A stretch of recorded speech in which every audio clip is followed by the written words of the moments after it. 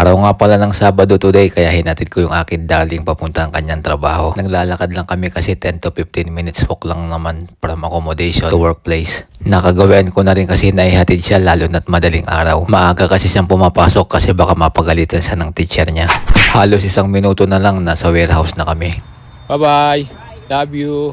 Sa production pala nagtatrabaho ang akin darling at ako naman ay isang warehouse picker. Pagkatapos ko siyang mayatid hanggang trabaho ay umuwi na rin ako kaagad dahil wala namang ibang pupuntahan dito at wala rin akong pera.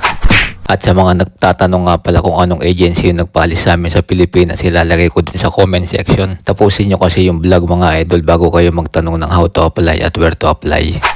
Pero ang totoo talaga niyan mga idol kaya hinatid ko ang akin darling sa trabaho ay meron akong kailangan sa kanya. Huwag nyo na lang ipagsabi kasi tayo lang ang nakakaalam nito. Magsa-summer na kasi dito sa Czech Republic at kailangan ko ng pang basketball na sapatos kaya naman hinahatid ko siya sa kanyang trabaho baka maawa eh. Sa totoo lang mga idol mas malakas kasi siyang mag-OT kaysa sa akin. Hanggang dito na lang muna yung vlog ko mga idol at baka sa susunod na vlog ko meron na akong bagong sapatos.